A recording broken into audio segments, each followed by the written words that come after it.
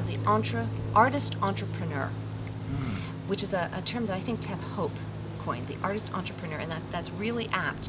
And that's how New Line was when I started. So I felt, oh, what a relief. I'm at home. Finally, this makes sense again. That what independent film had become didn't make sense to me. Now it makes sense. So we're at a wonderful moment where there's all kinds of new technology that's so accessible and so inexpensive, not just to make, to produce, to edit, but to distribute. Any film, including Avatar, is going to get most of its viewership in ancillary release on video on demand, DVD, cable. So the theatrical release of any movie is basically an elaborate advertising campaign.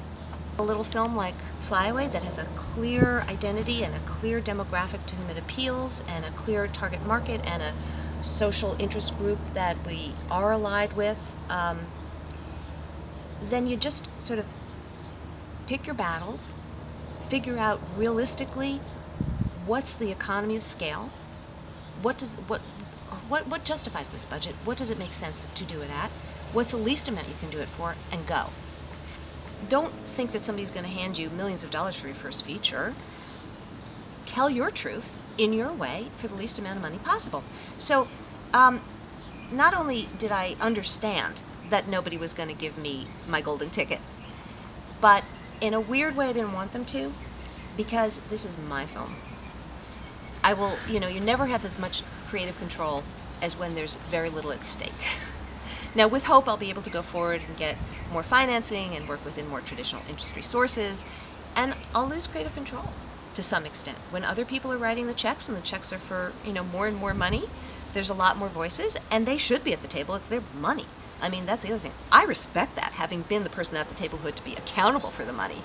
I'm not going in with some sense of entitlement of, like, I'm a grand auteur, just fund me. I mean, that sort of, frankly, that attitude kind of repels me. We are also sponsored by a 501c3, Filmmakers Alliance, so that people can make donations to our film as a special project of this nonprofit So organization. tell us how we can make those. Okay, Use this. Yes, absolutely.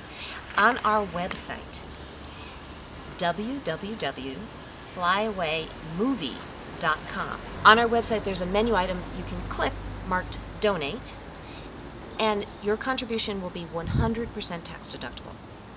A percentage of that will go to Filmmakers Alliance, the nonprofit, and the rest then goes to us.